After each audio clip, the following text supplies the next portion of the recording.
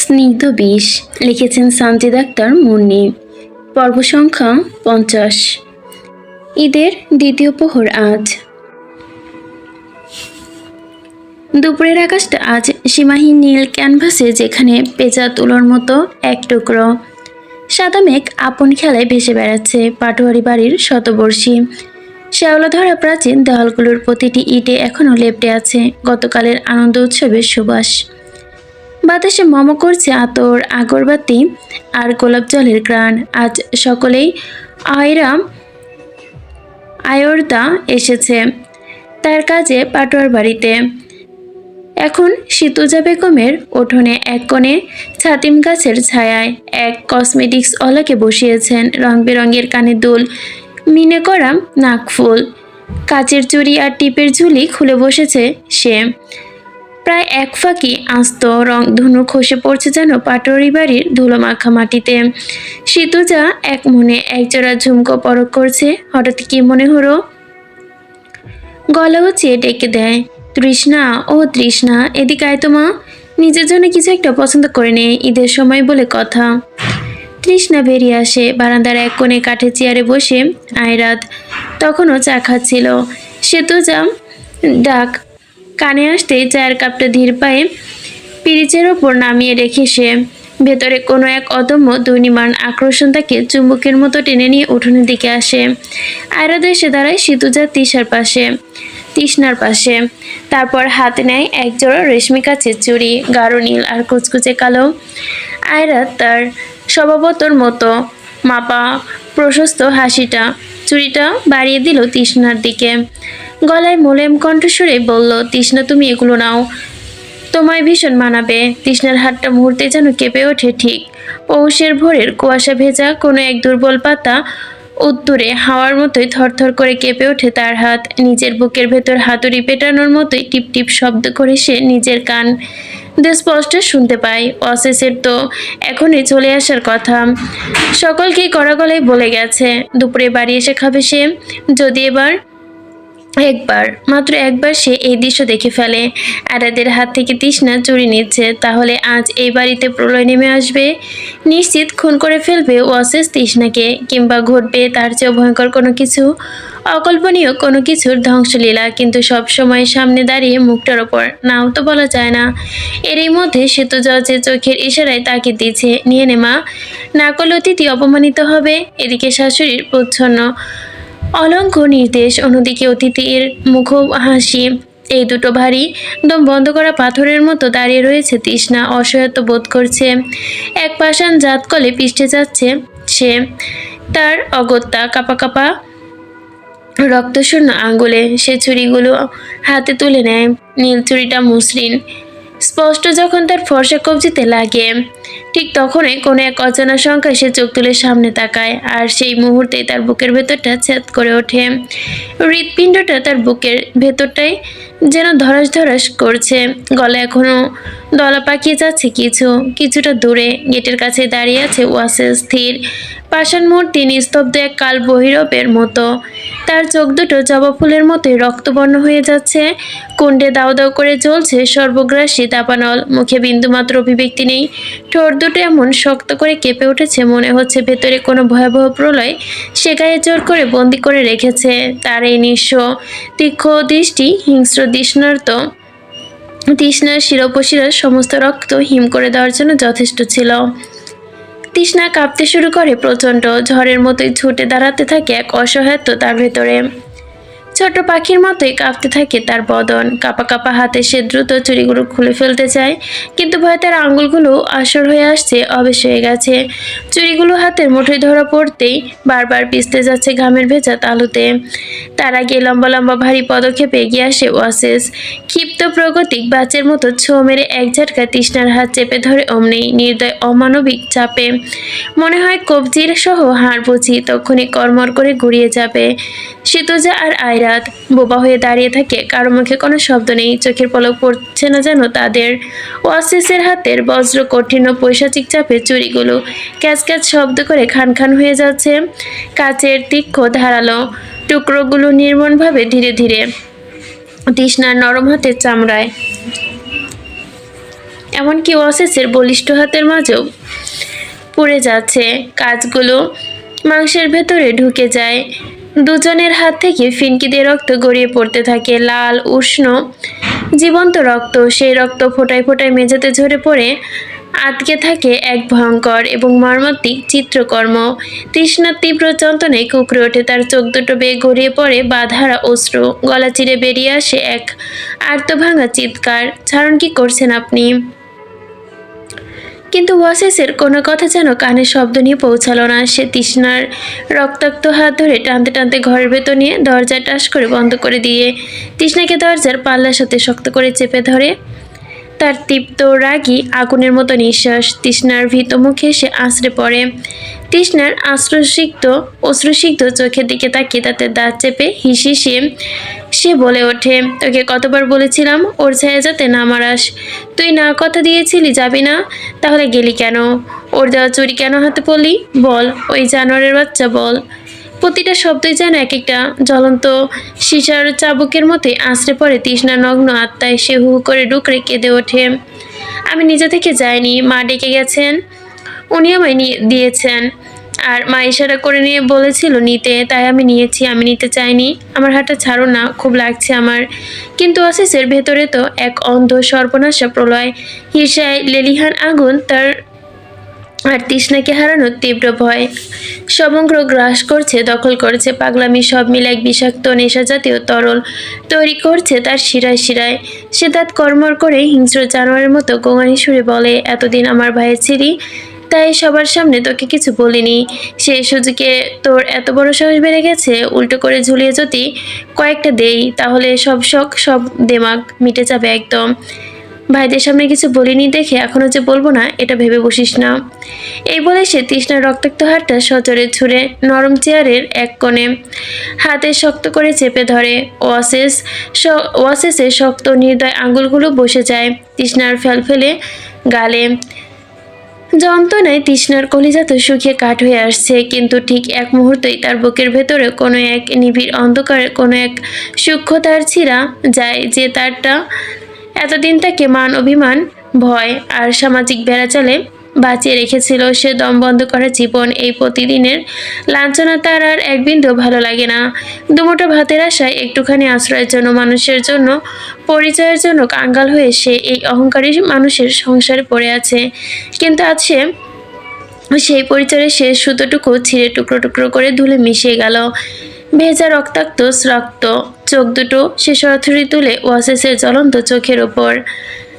আজ আর এই দৃশ্যর কোনো ভয় নেই, নেই কোনো ত্রাস, যেখানে শুধু জমে আছে এক মহাসমুদ্র সমান পদচাপা অভিমান। তীক্ষ্ণ শান্ত কণ্ঠে সে অভিযোগের সুরে বলে, দুমুঠো ভাতের লোভে আপনার সংসারে কুকুরের মতো পড়ে থাকি, তাই বলে আপনি আমায় এভাবে মারবেন? মানুষ তো রাস্তার কুকুরের সাথেও এমন জঘন্য আচরণ করে না। আমাকে কুকুর মনে করেও তো অন্তত একটু দয়া করতে পারতেন। কথাগুলো বিষাক্ত, ধারালো বর্ষার মতোই সচরে ওয়াসেসের বুকে লাগে। সে একটা নামহীন প্রচণ্ড ধাক্কা খেলো, এক পা পিছিয়ে গেল। তার ভেতরে পুরুষালী অহংকার নিমেষের জন্য বিচূর্ণ হলো। তার গলায় জড়িয়ে মরিয়া প্রায় আর্তনাদের মতোও চিৎকার করে ওঠে, আমি তো চাই তোর সাথে ভালো থাকতে, কিন্তু তুই তো সেটার যোগ্য নস। তুই যদি আজ ওর সামনে না যেতি, আমি কি তোর সাথে এমন জানোয়ারের মতো আচরণ করতাম? তার কণ্ঠে গগন বিতারী অসহায়ত্ব চিৎকার। ঘরটা যেন কেঁপে ওঠে। তৃষ্ণা শান্তভাবে চোখ নামিয়ে নেয় নিজের অবশ রক্তাক্ত হাত নিয়ে ডান দিকের গালটা আর চোখের পানিটা মুছে নেয় ধীর লয়ে। আর সেই মোছার সাথে সাথে ফর্সা গালে কপালে লেপ্টে থাকা তাজা রক্তের গাঢ় দাগ স্পষ্ট হয়। তার মুখশ্রী এখন এক বিধ্বস্ত পরিত্যক্ত রক্তযুদ্ধর ক্ষেত্রে, যেখানে অশ্রু আর রক্ত মিশিয়ে এক করুণ ট্র্যাজেডি একে করেছে রূপ। ফ্যাকাশে প্রাণহীন কণ্ঠে আবারও বলে ওঠে তৃষ্ণা, আমি নিজে যাইনি, মা ডেকেছে চুরি কেনার জন্য, তখন তিনি এসে চুরি দিয়েছেন এটা পড়তে। মা ইশারা করেছেন, তাই আমি নিয়েছি, এর বেশি কিছু নয়। অফিসের ভেতরে চলতে থাকা প্রলয়ঙ্কারী ঝড়টা এবার ধীরে ধীরে ক্লান্ত আর শান্ত হতে শুরু করে। মাথার ভেতর দপদপ করা আগুন নিভে আসে মুহূর্তেই। উঠোনের দৃশ্যটা দেখার পর মনে হচ্ছিল সব শেষ। তার পৃথিবী ধ্বংস হয়ে গেছে। তৃষ্ণাকে সে চিরতরে হারিয়ে ফেলেছে। আয়রাত বুঝি তাকে ছিনিয়ে নিল। এই ভয়, এই তীব্র মানসিক ব্যাধির মতো নিরাপত্তাহীনতা তাকে দিনের পর দিন কুরে কুরে খাচ্ছিল। আজকে ওই চুরিগুলো সে জমে থাকা ভয়ের বিষাক্ত ফোসকাটাকে যেন এক নিমিষে ফাটিয়ে দিয়েছে। সাদা ঝরঝরে ফ্লোরে টপ টপ করে ঝরে পড়ছে রক্ত।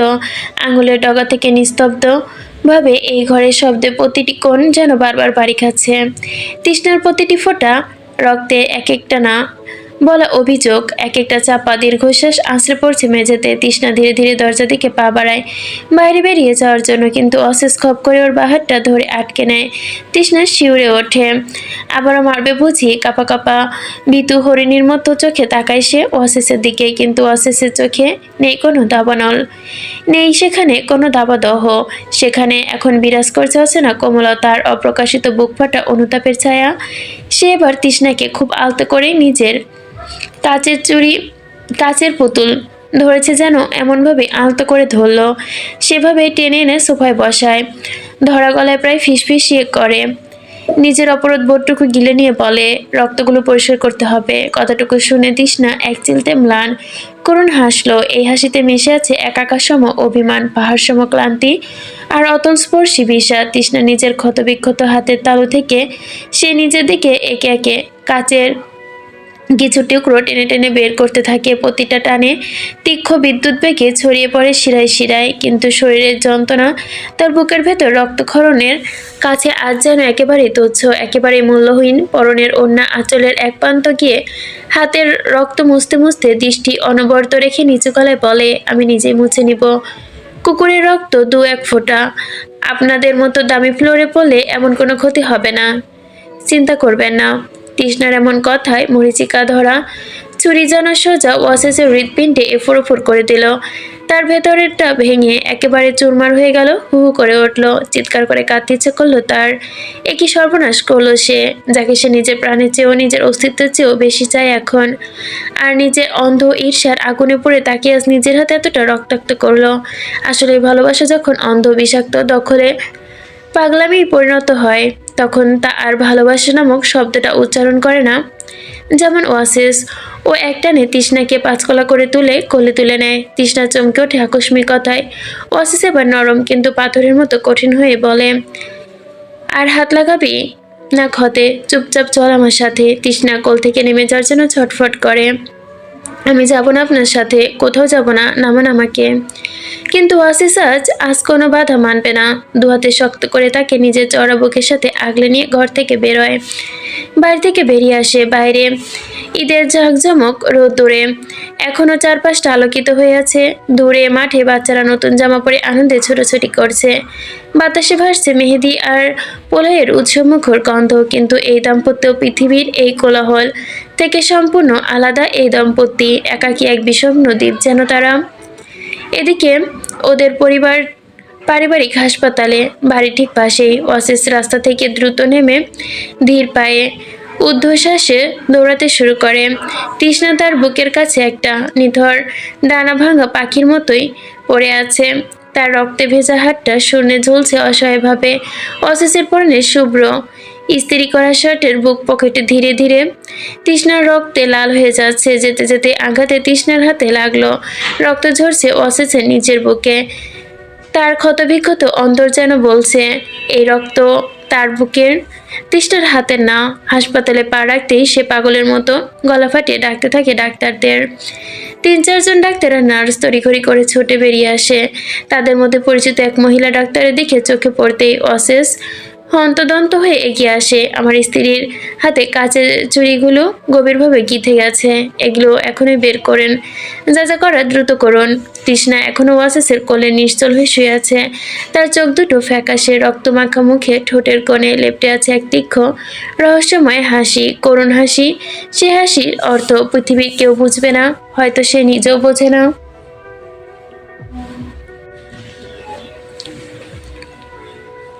ডাক্তার বললেন, জি স্যার, আপনি ওনাকে কেবিনে নিয়ে আসুন।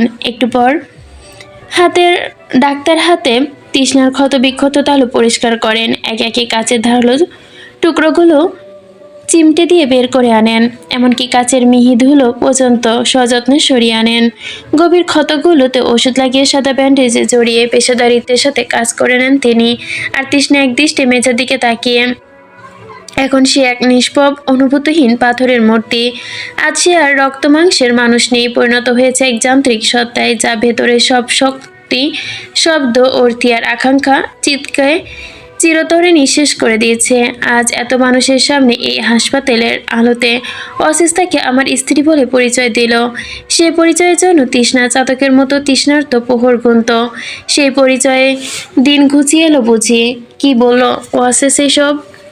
কারণ যে তৃষ্ণার এই পরিচয়ের জন্য দিন গুনছিল, সে তো আজ অসহনীয় যন্ত্রণা স্তূপের নিচে চাপা পড়ে কবে মরে গেছে। এখন না টিকে আছে তা শুধুমাত্র এক শক্ত নির্বাক পাথর। প্রথমে নির্মম আঘাত নিয়ে পরে রাজকীয় যত্ন নেওয়ার এই অভিনয়ে সে আর কোনো অর্থ খুঁজে পেল না। তার পাশে বসে ওয়াসিস স্থবিরভাবে নিচের আঙ্গুল মটকাছে, যেন তার দৃষ্টি আঠার মতো আটকে আছে তৃষ্ণার ব্যান্ডেজ মোড়া হাড়টিতে। ডাক্তার কাজ শেষ করতে করতে সামান্য বুড়ো কুচকে বললেন, খুব বাজেভাবে গেঁথে গেছে কাজগুলো। দেখে তো মনে হচ্ছে কেউ খুব জোরে কবজি আর তালুতে চাপ প্রয়োগ করেছে। এভাবে ইনজুরি হওয়ার কিন্তু বেশ ঝুঁকিপূর্ণ। কথাটা ওয়াসিসের বুকে অপরাধ বোধের তীক্ষ্ণ কাঠার মতো বেঁধে গেল। সে অসহায়ত্ব মুখ খুলে সত্যিটা বলে দিত, কিন্তু তা আগেই তৃষ্ণা শান্ত গলায় বলে, আমি পড়ে গিয়েছিলাম। হাতটা শরীরের নিচে আড়াআড়িভাবে চাপে পড়েছিল, তাই এমন হয়েছে। তৃষ্ণার এমন কথা বাড়ায় না। ওষুধে নাম লিখে দেওয়ার জন্য ডাক্তার মনোযোগী হয়। তৃষ্ণা ধীরে ধীরে উঠে দাঁড়ায়, পা বাড়ায় দরজার দিকে। ওয়াসিস এগিয়ে এসে তাকে আবারও কোলে তুলে নিতে চাইলেই হাত তুলে থামিয়ে দিল তৃষ্ণা। তার দৃষ্টি এখনো মেঝেতে নিবদ্ধ। অবলীলায় সে বলে ওঠে, আমি হেঁটে যেতে পারবো, আপনার অহেতুক কষ্ট করতে হবে না। কিন্তু ওয়াসিস কবেকার কথা শোনে। সে এক ঝাটকায় তৃষ্ণাকে আবারও পাঁচকলা করে তুলে নিয়ে নিজের বুকে কাছে টেনে নিল। তোর মত আমি জানতে চাইনি। তৃষ্ণা আরও প্রতিবাদ করে না। তার শরীরটা ওয়াসিসের কোলে পাথরের মতো ভারী হয়ে পড়ে আছে। বাড়ি ফিরে ওয়াসিস তাকে বিছানায় বসে রেখে ওষুধ আনতে বাইরে যায়। সেই পাখি ঘরে ঢোকেন সিতুজা বেগম। তৃষ্ণা ডাক্তারের সামনে বলা শেখানো বলিটাই যন্ত্রের মতো উগড়ে যায়। সেতুজা হয়তো পুরোপুরি বিশ্বাস করে না, কিন্তু তৃষ্ণার চোখে এই পাথরের শূন্যতার দিকে তাকিয়ে বড় প্রশ্ন বাড়ানোর সাহস পায় না তিনি। একটা দীর্ঘশ্বাস ফেলে বিশ্রাম নিতে বলে বেরিয়ে যায়। কিছুক্ষণ পর ওয়াসিস ঘরে ঢুকে এক বিভৎস দৃষ্টি দেখে থমকে দাঁড়ায়। তৃষ্ণা তার সেই সদ্য ব্যান্ডেজ করা ক্ষতবিক্ষত হাত দিয়ে মেঝেতে পড়ে থাকা নিজের রক্তে দাগ মুছছে। এক হাতে ন্যাকড়া চিপে চিপে ঘষে ঘষে সে বোধহয় শুধু মেঝে নয়, নিজের অপমান, নিজের ব্যথা আর নিজের অস্তিত্ব সবকিছুর চিহ্ন মুছে ফেলতে চাইছে। ওয়াসিসের ভেতরে প্রথমে রাগের আগুন দপ করে জ্বলে ওঠে, কিন্তু পর মুহূর্তে সে আগুন ঢেকে পড়ে বোবা হাহাকারে। সে তৃষ্ণার সামনে হাঁটু কেড়ে বসে পড়ে। তোকে মুছতে বলেছে কে এসব? তোর হাত কাটা। ওষুধ খেয়ে চুপচাপ শুয়ে থাকবি। তৃষ্ণা তার দিকে তাকায় না পর্যন্ত। তার হাত চলছে আপন ছন্দে। এক মৃতস্বরে সে জবাব দেয়, আমি এবারই কাজের লোক, ফ্লোর পরিষ্কার করার জন্য তো আর কেউ নেই। আমি ছাড়া এটা আমারই কাজ। এ কথায় ওয়াসিসের ধৈর্যের শেষ বাতটুকু ভেঙে পড়ে খান খান হয়ে। সে ক্ষিপ্ত হয়ে পাশে রাখা পানির বালতিটা সোজা লাথি মেরে ফেলে দেয়। বালতি ভেঙে ছিটকে যায়, পানি ছড়িয়ে পড়ে সারা ঘরে। ও গর্জে ওঠে, তুই সবসময় কথায় প্যাঁচ ধরিস কেন? যা বলছি তাই শোন, উঠে গিয়ে চুপচাপ বস। এত বড় শব্দে তৃষ্ণা চমকে ওঠে না, তার চোখের পাতাও কাঁপে না। ভয় নামক আদিম অনুভূতি তার ভেতরে চিরতরে শুকিয়ে গেছে। সে নীরবে উঠে দাঁড়ায়, ছড়িয়ে পড়া পানি মুছে ফেলে এবং ভাঙা বালতি তুলে বারান্দায় রেখে আসে। তার এই নিশ্চুপ সাহস এবং নির্বাক বিদ্রোহ ওয়াসিসের বুকের ভেতরে মুহূর্তেই যেন স্তব্ধ করে দেয় তাকে। তারপর বারান্দায় গিয়ে সে তৃষ্ণার বাহু শক্ত করে চেপে ধরে তাতে দাঁত চেপে হিসিস করে বলে ওঠে, এই বেয়াদবের বাচ্চা, কথা কানে যাচ্ছে না তোর? এবারও তৃষ্ণা নিজের হাত ছাড়ানোর চেষ্টা করে না। পাথরের মতো স্থির গলায় সে সরাসরি ওয়াসিস চোখে চোখ রাখে। ওর দৃষ্টি আজ আর ভয়ের লেশমাত্র নেই। আছে তো শুধুমাত্র এক মহাসাগর পরিমাণ ক্লান্তি, বীতশ্রোতা আর জমাট বাঁধা ঘৃণা। সে শান্ত স্বরে বলে, আপনি আমায় তালাক দিয়ে দিন, এ বাড়ি থেকে বের করে দিন। আমার জান, মন, মস্তিষ্ক কিচ্ছু আর সহ্য করতে হবে না আপনার এই তাণ্ডব। কতটুকু শুনেই ওয়াসিসের আঙ্গুলগুলো হঠাৎ থরথর করে কেঁপে উঠল। পায়ের তলা থেকে মাটিটা যেন সরে যায় তার। সে তৃষ্ণাকে টেনে হিঁচড়ে বুকের কাছে নিয়ে আসে। ও চিল্লিয়ে ওঠে, এই তুই কি বললি এইসব? মাথা ঠিক আছে তোর? তৃষ্ণার উত্তর আসে না। আমি একদম ঠিক বলছি। আমি আর নিতে পারছি না। বাস্তব থাকবো, রাস্তায় থাকবো, ভিক্ষা করে খাবো, তবু আপনার এই সোনার সংসারে কুকুরের মতো পড়ে থাকতে পারবো না। এসব প্রসেসে সারা শরীরে কেঁপে উঠল। সে তৃষ্ণার দুবাহু ধরে পাগলের মতো ঝাঁকিয়ে বলে, কেন কেন যাবি তুই? পথে পথে ভিক্ষা করাচ্ছি, আমার সঙ্গে থাকা কি বেশি ভালো না? তৃষ্ণার সূক্ষ্ম ঠোঁটে তার ছেলে এক বিষদময় হাসি ফুটে ওঠে। আপনার সঙ্গে থাকা? আপনার সঙ্গে কি আমার মানায়? একটা রাস্তার কুকুর তো রাস্তাতে ভালো জায়েজ। এতদিন নিজের জায়গা চিনতে পেরেছি আমি। এতিম আমি, আর এতিমের বাড়িঘর সংসার হয় না। কথাগুলো অসিসের বুকের ভেতর শূন্যতা যেন বাজাতে থাকলো আরো বেশি। তাও সে মরিয়া হয়ে জিজ্ঞাসা করে, আমি যদি তালাক না দিই? তৃষ্ণা নিষ্প্রিয় স্বরে বলে, আপনার তালাক দেওয়া আর না দেওয়ায় কিছু আসে যায় না। আপনি তো এই বিয়ে কোনোদিনই মানেননি। এই বাক্য সোজা গিয়ে বিঁধল যেন অসিসের হৃৎপিণ্ডে। সে আর কোনো যুক্তি খুঁজে পায় না। হঠাৎই এক উন্মাদনা তৃষ্ণার বুকের সাথে শক্ত করে চেপে ধরে সে। চোখে এক বিকার, তুই কোথাও যাবি না, আমি তোর সঙ্গে থাকতে চাই। তৃষ্ণা তার সর্বশক্তি দিয়ে তাকে সরিয়ে দেওয়ার চেষ্টা করে। দম বন্ধ এসে তার হাঁসফাঁস করতে থাকে সে। বলে, আপনি সরুন, আমি নিঃশ্বাস নিতে পারছি না, কষ্ট হচ্ছে, দম বন্ধ লাগে। ওয়াসিস এক বিন্দু সরে না, বরং আরো আষ্টে পৃষ্ঠে জড়িয়ে ধরে তৃষ্ণাকে। ওর গলার ভর করে এক হিংস্র জেদ, লাগলে লাগুক, কিন্তু শুনে রাখ, তুই কাছ থেকে যেতে পারবি না। আমি না তোকে ছাড়বো আর না তোকে নিজের থেকে দূরে করব। তুই যেখানে যাস আমি তোকে ঠিক খুঁজে বের করব।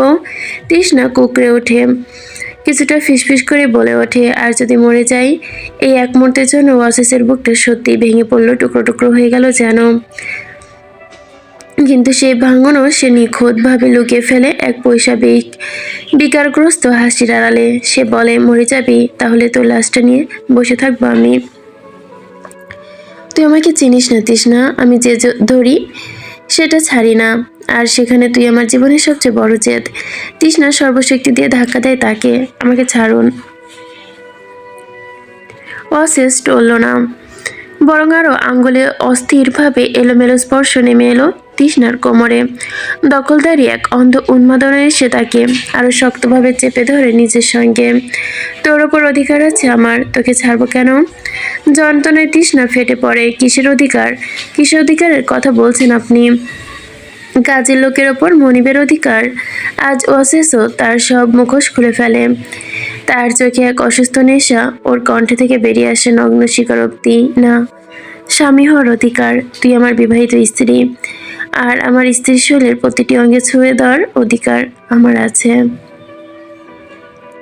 সন্ধ্যা ঠিক 7টা। শিকদার বাড়ির রান্নাঘরে ভাজা রুটির সুঘ্রাণ আর চুলার গনগনে আঁচ বিরাজ করছে।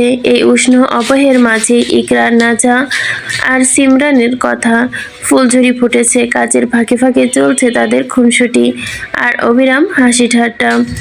আস্ত নাজাকে কথার জাতাকলে ফেলে ইকরা সিমরান ওকে কোণঠাসা করে দিয়েছে।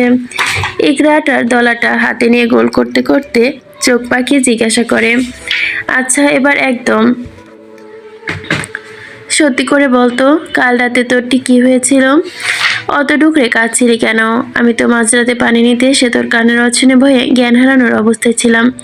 ভেবেছি কোনো বিপদ হলো কিনা। নাচা লজ্জা একেবারে গুটিয়ে যায়। চুলার আঁচ এমনিতে ওর ফর্সা মুখটা লাল হয়ে আছে, এখন সেখানে আস্তে একটা টমেটোর আভা ফুটে উঠেছে। তা ও নিজেই কোনো রকমে সামলে নিয়ে আমতা করে বলল, আরে না, কী সব যে বলছে আজে বাজে। আমি তো একটা খারাপ স্বপ্ন দেখেছিলাম, তাই হয়তো ঘুমের ঘোরে। ওর কথা শেষ হওয়ার আগে সিমরান ঠোঁটের কোণে এক চিলতে শয়তানি হাসি ঝুলিয়ে বলে ওঠে, সে তো আমরা খুব ভালো করেই জানি কেমন স্বপ্ন। নিশ্চিত তফসির ভাই কাঁদিয়েছে, তাই না? নাজা দীর্ঘ একটা শ্বাস ছেড়ে আটার লেচি কাটতে থাকে। কাটতে কাটতে অবশেষে সত্যি স্বীকার করে নেয়, হ্যাঁ ওই আর কি, আমি আসলে ইচ্ছে করেই একটু শব্দ করেই কাটছিলাম, কারণ ঝগড়ার পর উনি আমার রাগটা আর ভাঙায়নি। কথাটা শুনে ইকরা আকাশ থেকে পরে রুটি বেলাতে বেলতে হাত থেকে নামিয়ে হতাশ ভঙ্গে বলে, আমার কপালটা বোধহয় সবচেয়ে খারাপ, আর জামাইও থেকেও নেই। আমার কপালে জুটলো একটা আস্ত মাদার টুটটুট, নয়তো এমন আহ্লাদে কান্না আমিও কানতে পারতাম। হায় রে আমার কপাল পোড়া, এই দুঃখ আমি কোথায় রাখি বলে নাটকের ভঙ্গিতে কাঁদো কাঁদো মুখ করে নিল সিমরান। ওনা টেনে নিজের চোখের সামনে নিয়ে মুখ মুছতে লাগলো ঘাম সহ।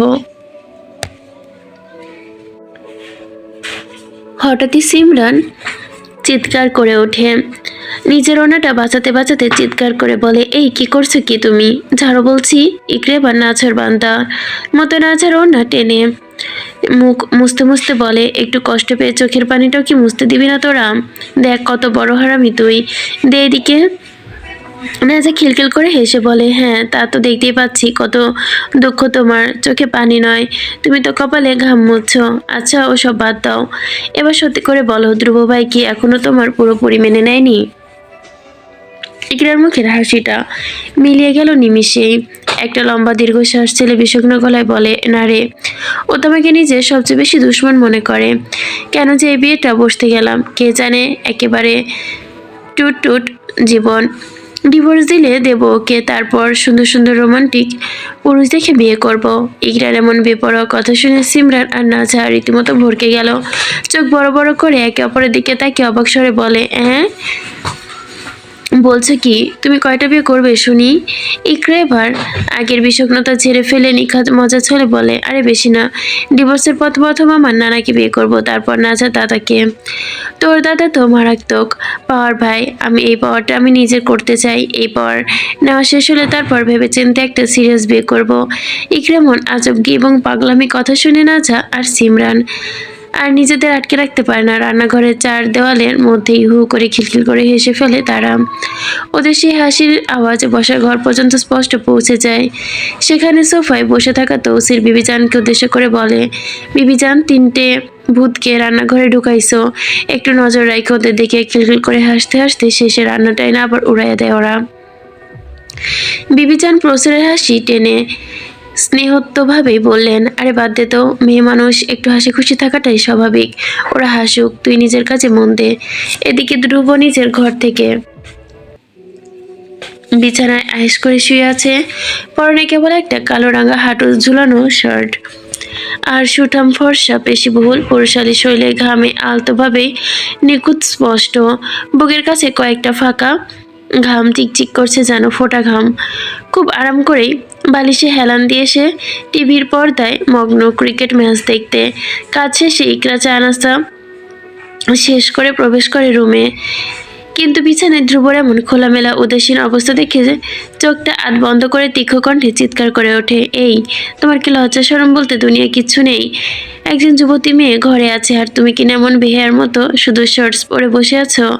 ধ্রুব ঘাড় ঘুরিয়ে এবার ইকরার দিকে তাকাতেই তারপর নির্ভর ভঙ্গিতে রিমোট চেপে টিভি সাউন্ড মিউট করে দেয়। ইকরার আগে লাল হয়ে থাকা মুখের দিকে আর চোখে তাকিয়ে শান্ত গলায় বলে, মেয়েরা আবার কে? তোকে মেয়েটা আবার কে? তোকে তো আর এমনি এমনি আনেনি। ঢাক ঢোল পিটিয়ে আমার 14 গোষ্ঠী নেচে কেচে কোমরে হাড় হুড্ডি ধুলিয়ে একেবারে কাবিন করে এ ঘরে তুলেছে তোকে। আর তোর পূর্ণ অধিকার আছে নিজের বয়স আর তোর পূর্ণ অধিকার আছে নিজের বউ হিসেবে, আর আমার তো পূর্ণ অধিকার আছে নিজের বউয়ের সামনে কিছু না পড়ে হাঁটার। কিন্তু আমি তো আবার ভীষণ ভালো মানুষ, তাই অতটা আড়াল করি না, শুধু শুয়েই আছি। ইকরা হন হন করে ধ্রুবর সামনে এসে দাঁড়ায়, চোখে মুখে রাজ্যের বিরক্তি নিয়ে বলে, তোমার হয়েছেটা কি ভাই বলো তো, ইদানিং এমন অদ্ভুত আর পাগলা পাগলা আচরণ কেন করছো তুমি? ধ্রুব এবার একটু নড়ে চড়ে বিছানায় সোজা হয়ে বসে ইকরার দিকে একটু ধুকে তাকিয়ে ঠোঁটের কোণে এক চিলতে দুষ্টু হাসি এনে বলল, হাওয়া তো চেয়েছিলাম 7-8টা পোলাপাইন, কিন্তু সুযোগ আর হইল কই। কথাটা শুনে ইকরা চোখের দৃষ্টি যেন আগুন ঝলকে পড়ে, রাগে ফুসতে ফুসতে চোখ গরম করে বলে, টুটটুটে টুটটুট রাখো, তোমার মতলবটা কি? ধ্রুব ঠোঁটের কোণে একটা বাঁকা হাসি ফুটে ওঠে, শিকরার দিকে অত্যন্ত ক্ষুরো ভঙ্গিতে আর চোখে তাকায়, গলার স্বর কিছুটা খাদে নামিয়ে বলে, তোমার সাথে এমন কিছু একটা করা যেটা এই বিছানার কাঠগুলো ভেঙে যাওয়ার জন্য খান খান করে দিবে। আশা করি বুঝতে পেরেছিস। তুই তো আবার আইনস্টাইনের সৎ মা, ব্রেন তো বেশ ভালো তোর। ইকরা চোল শক্ত হয়, সে ধ্রুবর দিকে এক প্রকার ঠান্ডা এবং তীক্ষ্ণ দৃষ্টিতেই তাকিয়ে বলে, আমি ভালো মতোই মনে করলাম ধ্রুব, আমি তোমাকে ভালো মনে করতাম ধ্রুব ভাই, কিন্তু তুমি তো একটা শয়তান। ছি, যেদিন আমার ইনার ছেড়েছিলে আর আজ কি সব শয়তানি ইঙ্গিত দিচ্ছ? ধ্রুব এবার শব্দ করে নির্লজ্জের মতো হাসে। আমি তো একটা কালনাগ রে ইকরা, এতদিন তোর সামনে নিজের আসল রূপটা প্রকাশ করিনি শুধু, আর সেদিনে ছিঁড়ে মজাই লেগেছিল, আয় আজ করি। কথা বলে নিজের জায়গা থেকে উঠে গিয়ে ধীর পায়ে ইকরার দিকে হাত বাড়ায়। ইকরা থেমে যাওয়ার পাত্র না, সে ক্ষিপ্ত গতিতে ধ্রুবর একটা আঙ্গুল শক্ত করে চেপে ধরে শাসনের ভঙ্গিতে বলে, যদি হাত আর একটু এগোয় না আর আঙ্গুল থাকবে না। ধ্রুবর চোখে মুখে কোনো বিকার নেই। সেটা শুনে অত্যন্ত ঠান্ডা মাথায় নিজের অন্য হাতে ইকরার পরনের আর্জেন্টাইন ওয়াইনের জার্সিটা খপ করে টেনে দেয়। সে পাল্টা শাসায়, আঙ্গুল তাক করায়, নয়তো জার্সি ছিঁড়ব। ইকরার রাগ সপ্তমে চড়ে যায়, সেটাতে দাঁত চেপে আঙ্গুলটা সজোরে মুচড়ে দিয়ে, চিলে হাতও থাকবে না বলে দিলাম। ধ্রুব এবার আর কোনো কথা না বলে ইকরার জার্সিটা হ্যাচকা টানে একটু ওপরে তুলতে নিজের চওড়া বুকের কাছে নিয়ে আসে। ইকরা কিছু বোঝে ওঠার আগে ধ্রুব শক্ত শক্তি দিয়ে টেনে এক নিমিষে ছিঁড়ে দেয় জার্সিটা আর শান্ত গলায় বলে, দেখ ছিঁড়লাম। আকস্মিক এমন ঘটনায় ইকরাও তো লজ্জার অপমানে একেবারে যেন কুঁকড়ে গেছে। সে তড়িঘড়ি নিজের ছেঁড়া জার্সিটার অংশ উন্মুক্ত শরীরটা ঢাকে। ধ্রুবর হাত ছেড়ে নিজের দিকে হাত বাড়ায়। ঠিক আর আগেই ধ্রুব সাপের মতো ক্ষিপ্ততা আর দুহাতের মুঠোই নিজের দুহাতের মধ্যে শক্ত করে বন্দি করে নেয় তাকে। তারপর কোনো সুযোগ না দিয়ে ধপাস করে বিছানায় ইকরাকে ফেলে দেয়। সাথে সাথে নিজেও নিজের পুরো শরীরটার ভার তার উপরে ছেড়ে দেয়। ইকরা ভয়ে আর রাগে চোখ বন্ধ করে চিল্লায়, এই টুট, ছাড় বলছি, এমন করছিস কেন? আমার জার্সি ছিঁড়ে ফেলেছিস, সব কিছু দেখে যাচ্ছিস, সর বলছি। ধ্রুবর গায়ে কোনো জোর নেই যেন। দুবর্গাও তো অনেক জোর। সে এক হাতে ইকরার হাত দুটো মাথার ওপর শক্ত করে চেপে ধরে, অন্য হাতে ছেঁড়া জার্সিটা একেবারে টেনে ওর শরীর থেকে আলাদা করে ব্যঙ্গাত্মক সুরে বলে, তোর তো পাওয়ার নেওয়ার অনেক শখ, এলান মার্কসের বোন বেলন মার্কস, আয় আমি তোকে কিছু পাওয়ার দিচ্ছি। তো ধ্রুব ভাই আবার অনেক দয়ালু, তাই তোর শখটা পূরণ করে দেই। তোমার থেকে পাওয়ার বা নেবার আমার কিছু নেই, সর বলছি। ধ্রুব ভাই ভালো হচ্ছে না। ধ্রুব এক হাতে ওর দু হাত চেপে ধরে, অন্য হাতে ওর উন্মুক্ত পেটে হাতের আঙ্গুলের সর্বোচ্চ অবাধ্য স্পর্শ এঁকে দিতে দিতে বলে, আমারটা নিতে চাস না, অথচ 4 বিয়ে করে বুড়ো হয়ে মরার পর্যায়ে আসা লোকের কাছে যেতে চাস, আবার রোমান্টিক পুরুষও চাস। আয় তোর সাথে একটু রোমান্টিক করি। তুই আমার নামানা একমাত্র রূপবতী সতীন, তোর ইচ্ছেটা পূরণ করেই দেই। ইকরা ছটফট করছে, ধ্রুবর স্পর্শে ইকরা উত্তাল হচ্ছে। ইকরা চিৎকার করে ওঠে, এই তুমি আমার কথা শুনেছ? লজ্জা নেই বেহায়া কুত্তার বাচ্চা, মানুষের কথা লুকিয়ে শুনিস? ছবি নামায়, সর বলছি। ধ্রুব তো আর থামবে না। ও ইকরার মুখের সামনে মুখ নিয়ে সে বলে, তুই তো নিজেই বললি তোর রোমান্টিক পুরুষ দরকার, দেখ যদি চাস তাহলে আমি তোর জন্য 50 শেড অফ গ্রেড এর ক্রিশ্চান আর 365 ডেজের মামিসমো হতে পারি, তুই যদি চাস আর কি। আমি কিন্তু ভালো মানুষ। ইকরা রাগে পুরো গাড়ি করে জ্বলে ওঠে, কিন্তু সে এবার আর চিল্লায় না। সে শান্ত থাকে, মোক্ষম সুযোগের অপেক্ষায় থাকে। সুযোগ বুঝে শিখরের ঊর্ধ্বে সজোরে এক লাথি মেরে ওকে নিজের উপর থেকে একপাশে ফেলে দেয়। তারপর মুহূর্তের মধ্যে ধ্রুবর বুকের ওপরে উঠে বসে। এই অনাবৃত অবস্থায় ওর নাকে মুখে এলোপাতাড়ি থাপ্পড় বসিয়ে দেয়। সে বাঘিনীর মতো চিল্লিয়ে ওঠে, তোমার টুটুটের সাহস বেশি বাইরে গেছে দেখতেছি। ধ্রুব যেন থাপ্পড়গুলো খেয়ে কোনো ব্যথা পায় না, বরং কয়েকটা থাপ্পড় স্বাদ করে গ্রহণ করে নেয়। তারপর সে অত্যন্ত দক্ষতার সহিত ইকরার দুহাত আবারও চেপে ধরে। ধ্রুব একদম ইকরা চোখে চোখ রাখে, ঠোঁটে এক চেলতে মুচকি হাসি ঝুলিয়ে ইকরার চিকন উন্মুক্ত কোমরে নিচে দুহাত রেখে বলে, ওয়াও, তোকে তো এই অবস্থায় অনেক হটশট লাগছে রে ইকরা, আমার ঘরে এত ছটফটানি নায়িকাদের রূপী বউ আছে, আমার তো জানাই ছিল না। দুপুর এমন কথায় পর্যায়ে যেন ইকরার মেজাজ পুরোপুরি বিগড়ে যায়। সে রাগের মাথায় ধ্রুবের মুখে গালে থুতু ছুঁড়ে মেরে ফুসতে ফুসতে বলে, ছাড় বলছি শয়তান নির্লজ্জ। ধ্রুব থুতু হজম করে চোখের পলকে ইকরাকে উল্টে বিছানায় আবারও ফেলে দেয়। তারপর নির্লজ্জের মতো ইকরার বুকে নিজের মুখ ঘুষে পরিষ্কার করে নেয়। ইকরা আর লজ্জা সইতে পারে না, উপায় না পেয়ে চিৎকার করে ওঠে, নানি জান কই তুমি? এই দেখো এই শয়তানের নাতি আমার সাথে কি করতেছে। এবার কিছুটা ঘাবড়ে গিয়ে ধমকে ওঠে, এই হারামি মুখ বন্ধ কর, গোষ্ঠী সদ্য চলে আসবে। আমি তোর সাথে কি করলাম? আমি তো শুধু মুখ মুছলাম। ইকরাও এই সুযোগে ধ্রুবের পেটে সজোরে এক লাথি মেরে নিজেকে ছাড়িয়ে দ্রুত উঠে বসে। তারপর আর এক মুহূর্ত দেরি না করে তাড়াতাড়ি ওয়ার্ডরোব থেকে নিজের আরেকটা জার্সি নিয়ে গায়ে জড়িয়ে ও দাঁত চেপে কাঁপতে কাঁপতে চিৎকার করে ওঠে, ধ্রুব ভাই তোকে আমি ভালো ভাবছিলাম, কিন্তু এই দেখ তুই একটা টুট। আমার যে জার্সি ছিঁড়েছিস ওইটা কিনে দিস, নয়তো সারা জীবন ভাব টাকার আক্ষেপ থেকে যাবে তোর। ধ্রুব বিছানা থেকে উঠে ধীরে ধীরে পায়ে ইকরার ঠিক পেছনে এসে দাঁড়ায়। তোকে আমার ফকির মনে হয়? ইকরা জার্সিটা ঠিকঠাক পরে শটান হয়ে পেছনে তাকায়। সে তাচ্ছিল্যের সুরে বলে, মনে কেন হবে? তুই তো জন্মগত ফকির। না না, তোর তোরা হলি কাঙ্গাল, যারা টাকার পাহাড় থাকার পরেও খরচ করে না। এ কথা শুনে ধ্রুব আর জবাব দেয় না। সে শুধু শক্ত করে ইকরাকে একটা হাত চেপে ধরে সোজা রুমের বেলকনিতে নিয়ে যায়। বেলকনিতে পা রাখতে ইকরা রীতিমতো অবাক। ইকরার চোখ কপালে ওঠার জোগাড়। বেলকনির একপাশে অনেক বড় বড় কার্টুন রাখা, গুনে দেখা যায় 20টা কার্টুন হবে একেবারে ঠেসে ঠেসে রাখা। এগুলো কি থাকতে পারে? ধ্রুব ইকরাকে কার্টুনগুলোর দিকে চোখ ইশারা করে বলে, খোল, খুলে দেখ যা আছে সব তোর। ইকরা তো জন্মগত ঘাড়তেরা, সে তো সহজে গলে যাওয়ার পাত্রী না। তাই ও ভুরুকুচকে বলে, আমি কেন খুলবো? তুমি খোলো, যদি ভিতরে বোম থাকে তাহলে। ধ্রুবর আগে চোখ কটমট করে ইকরার দিকে এবার তাকায়, এই বুঝি মুখটা দিয়ে তাকালো। তারপর সে নিজেই এগিয়ে গিয়ে এক এক করে কার্টুনের মুখ খুলে দেয়। কার্টুনের ভেতরের জিনিসগুলো দেখে ইকরা একেবারে বাকরুদ্ধ। সে চোখ বড় বড় করে বিস্ময়ে ধ্রুবের দিকে তাকিয়ে বলে, এগুলো কার? ধ্রুব কার্টুনের পাশ থেকে সোজা হয়ে দাঁড়াতে দাঁড়াতে খুব ক্র্যাচুয়াল ভঙ্গিতে বলে, গতকাল সালাম করেছিলিস তো, তাই এটা তোর ঈদের সালামি? ইকরা এবার আর চোখে ধ্রুবর দিকে তাকায়।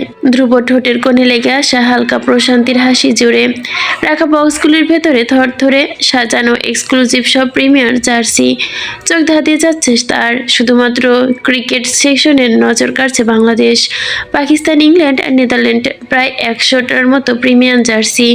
তবে ইকরার জন্য আসল সারপ্রাইজটা হলো ফুটবল কালেকশন। বক্সগুলো খুলতে নীল মেরুন রঙের ছটা এসে ইকরার চোখে পড়তেই বার্সার সমগ্রকে, বার্সার home, third, fourth kit, just basic সব রকমই আছে।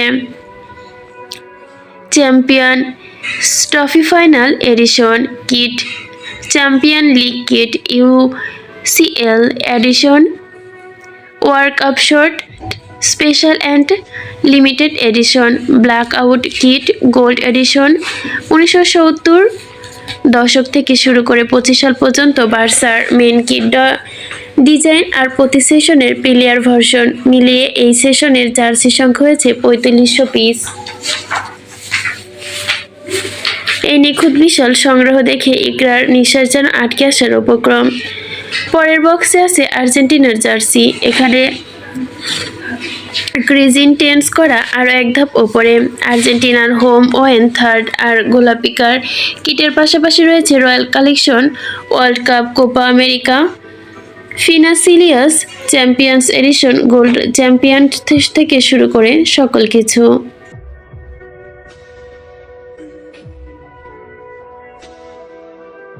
প্রিমিয়াম সব top, warm up, long sleeve, premium and black out edition, sky blue classic, 3 star, champion, Qatar 2022, winners, 58 anniversary and সেন্টিলিয়ার স্টাইল কিট। মেন কিট ডিজাইনের সাথে টুর্নামেন্ট আর season ভিত্তিক player version মিলিয়ে এখানে চকচক করছে যেন 1610টা এক্সক্লুসিভ পিস। ইকরা এক একটা জার্সি আনবক্স করছে আর মনোমুগ্ধভাবে অবাক হচ্ছে। নরম আর প্রিমিয়াম ফেব্রিক্সের ছোঁয়া আঙ্গুলগুলোতে লাগছে, তাতেই যেন পুরো ব্যাপারটা আনরিয়েলি লাগছে তার কাছে। এত বড় আয়োজন আর পাগলামি দেখে এক পর্যায়ে ইকরা থ মেরে ফ্লোরে বসে পড়ে। পিসলেস হয়ে যায় সে। শুধু একটা কথাই তার মাথায় এখন ক্রমাগত ঘুরপাক খাচ্ছে, এত এত এক্সক্লুসিভ আর রেয়ার কালেকশনের পেছনে ধ্রুব ঠিক কত লাখ টাকা ইনভেস্ট করেছে। সব মিলিয়ে জার্সি হবে 6210টি। ইকরার ভেতরে সব রাগ মুহূর্তেই যেন উদা হয়ে গেল। সে খুশিতে আত্মহারা হয়ে লাফিয়ে ওঠে, ধ্রুবকে শক্ত করে জড়িয়ে ধরে। খুশি তোর গলা কাঁপছে। তুমি এগুলো কিনেছো ধ্রুব ভাই? এমন ইচ্ছালামি আমার প্রতি বছর চাই। আমার 1 বছরের আফসোস মেটানোর জন্য তোমাকে একটা চুমু। এ কথা বলে ইকরা আনন্দে গদগদ হয়ে ধ্রুবর গালে আলতো করে ওষুধ ছুঁয়ে দেয়।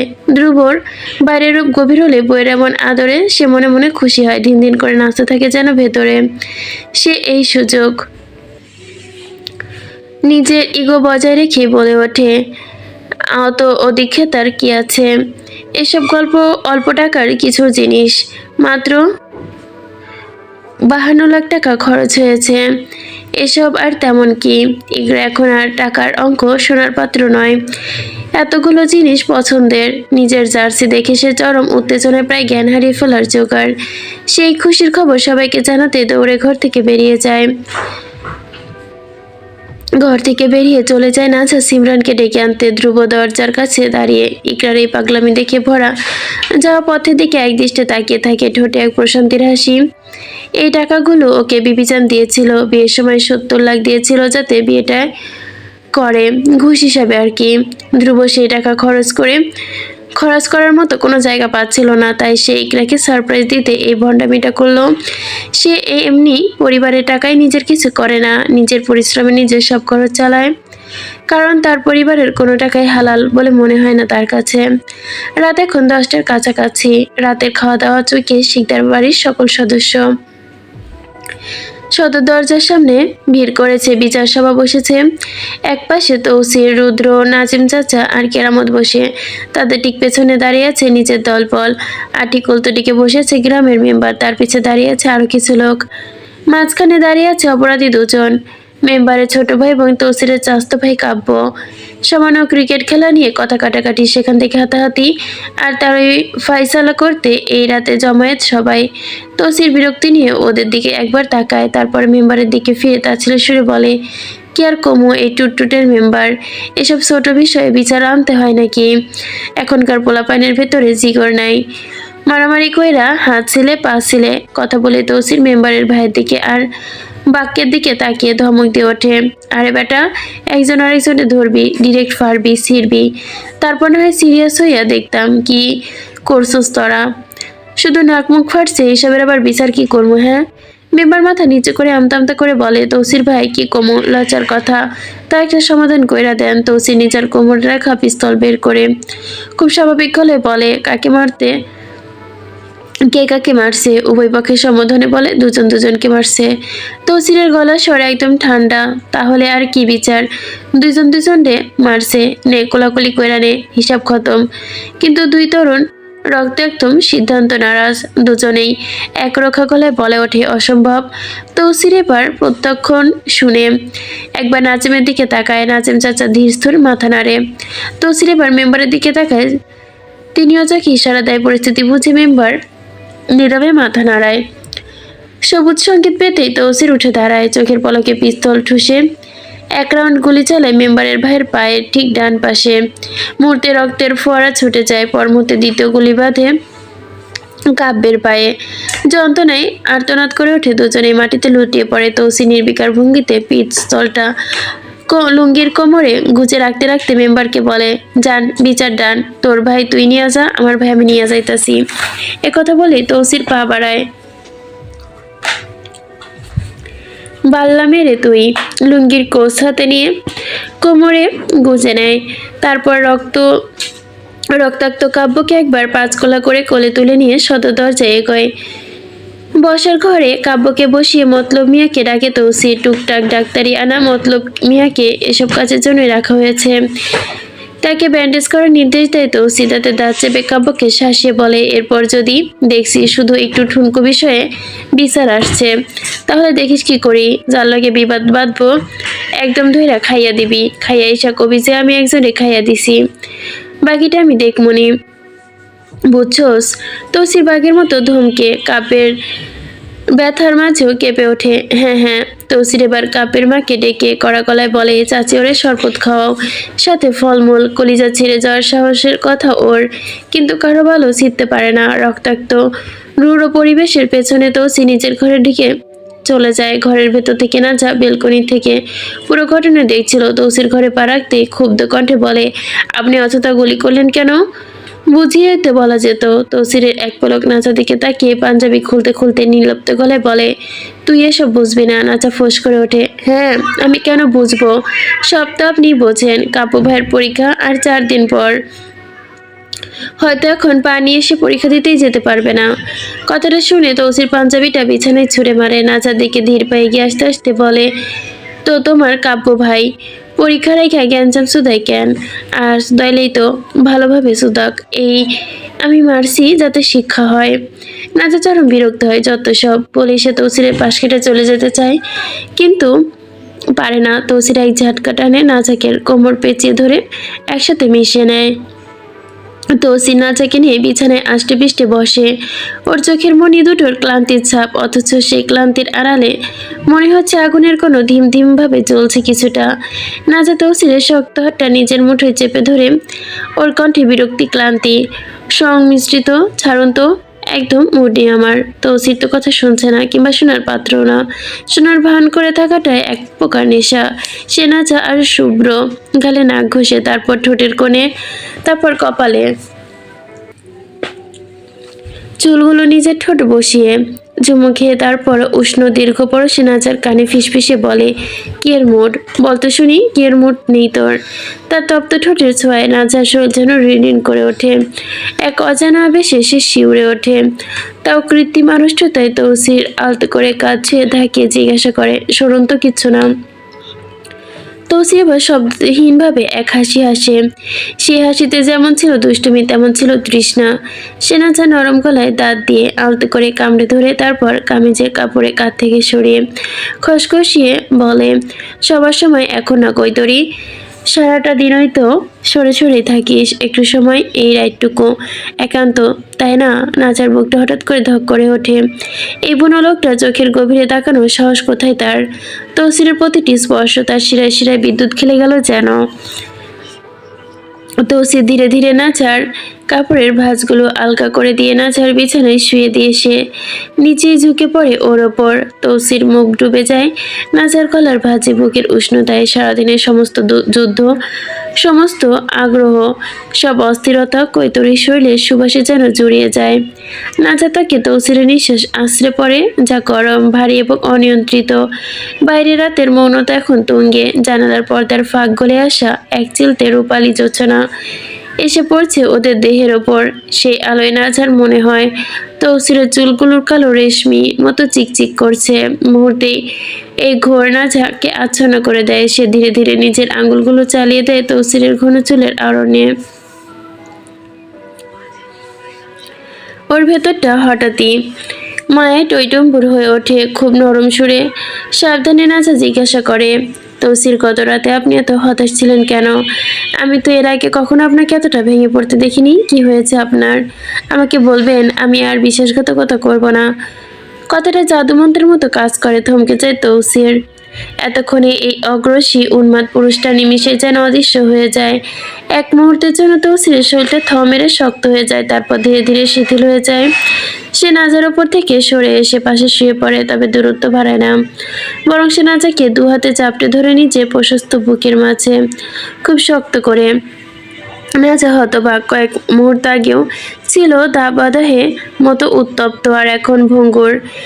কেন যেন মনে হচ্ছে শিশুর মতো অসহায় সে তৌসির বুকে কান পাতে, আর তখনই শুনতে পায় তৌসিরের হৃৎপিণ্ড অশান্তভাবে ধুকধুক করছে। নাজার মনে হয় এক বিশাল ঝড় বয়ে যাচ্ছে বুকের গহীনে, প্রতিটা স্পন্দনে চাপা অতর্কিত কোনো কিছুর হাহাকার। এই তৌসির তাকে আগলে রেখে পাহাড়ের মতো, অথচ ভেতরে ভেতরে কত ক্ষত তার। সে আলতো করতে তৌসিরের বুকে একটা ভালোবাসার চিহ্ন এঁকে দেয়। তৌসির ধীরে ধীরে নাজার মাথায় হাত বুলিয়ে দিয়ে কারো স্বরে বলে, তুই বুঝবি না এই যন্ত্রণা, তুই বুঝবি না। নাজারও শক্ত করে আঁকড়ে ধরে তৌসিরকে, বুকের ভেতর মুখ গুজে বলে, বলুন না, আমি কাউকে বলবো না, আমি বিশ্বাস ভাঙবো না। তৌসির বাঁকা হাসে, বক্ষের বাঁক মুঠো করে কপালে গভীরে চুমু খায়, তারপর দীর্ঘশ্বাস ছেড়ে বলে, বিষয়টা বিশ্বাস ভাঙা না, আমি বললেই তুই বিশ্বাস করবি না। নাজা তৌসিরের হাত নিচের মুঠোয় তুলে নেয়, ওর বুকে মাথায় এলে বিচলিত হয়। বিশ্বাস করুন, করব। আপনার অতীত নিয়ে আমার কৌতূহল, আমার জানার ইচ্ছে, আমি থাকতে চাই আপনার সাথে, জানতে চাই আপনাকে। অন্ধকার তৌসিরের ঠোঁটে এক ফিলসে হাসি ফুটে ওঠে। সে ফিসফিস করে বলে, শুনবি তাহলে? নাজা চোখ বন্ধ করে বলে, হুম। এই পর্বটা অনেক বড় ছিল, 50 মিনিটের ওপরে। তো আমি আজকে ভালোবাসার সীমানা পেরিয়ে এটার পর্ব দিতে চেয়েছিলাম, কিন্তু এই পর্বটা যেহেতু অনেক বড় হয়ে গেল, প্লাস আজকে আমার পরীক্ষা ছিল, পরীক্ষা দিয়ে এসে বিকালে পড়া হয়নি, রাত্রে শুরু করলাম, তার উপর লাগছে আমার ঠান্ডা। পরীক্ষা দিতে গেছি 3 দিনই, রোদের মধ্যে পুড়ে পুড়ে গেছি, আর আসার সময় বৃষ্টিতে ভিজে ভিজে, আর বৃষ্টির ভিজার ফল এখন পোহাচ্ছি আর কি। তো এই জন্য আজকে আর পর্ব দিব না, আল্লাহ বাসাইলে কালকে দিব। আর চ্যানেলের কিছু সমস্যার জন্য আসলে মোড টোড ভালো নাই, এই জন্য দিইনি। এক কথায় বলতে গেলে এই যে 1 বছরের মতো এই চ্যানেলটার পিছনে সময় দিয়েছি। অনেকে হয়তো মনে করেন যে আমার চ্যানেলে যেহেতু মোটামুটি ভালোই সাবস্ক্রাইবার আছে বা ওয়াচ টাইমও আছে, সেই ক্ষেত্রে হয়তো বা আমি এখান থেকে কিছু আর্নিং করি বা কিচ্ছু না। আমি শুধু শখের বসে এই চ্যানেলটা চালাই, তাছাড়া আর কিচ্ছু না। এখান থেকে আমি এখন পর্যন্ত 1 পয়সাও আর্নিং করিনি বা এর ধরনের কোনো কিছু না। আর মূলত যেগুলা জিনিস প্রয়োজন হয় আর ইউটিউবের যেগুলা গাইডলাইন একদম জঘন্য। তো আমি মনে করি যে আপনাদের কারো যদি শখ থাকে এই ধরনের চ্যানেল থেকে ইনকাম করার বা কিছু, করেন না ভাই, শুধু শুধু হতাশ হবেন। আমি 3-4 বার ট্রাই করার পর তুচ্ছ বিষয়গুলো নিয়ে যখন ইউটিউব মনিটাইজেশন বারবার অফ করে দেয়, তখন হাল ছেড়ে দেওয়া ছাড়া আর কোনো উপায় থাকে না। 4 বার করার পর এখন আমি একদম নিস্তেজ হয়ে গেছি। তো এই জন্য এটা আপনাদের সাথে শেয়ার করলাম। এই জন্য আমি এখন গল্প কম দিই। আর্নিং হচ্ছে না বা কখনো করতে পারিনি, এই জন্য যেমন না যে আমি গল্প দিব না বা চ্যানেলে নতুন গল্প আসবে না, তা না, আমি দিব, কারণ এটা আমার শখের চ্যানেল। আর শখের তো 80 টাকা সবসময় দামি হয়। আল্লাহ হাফেজ।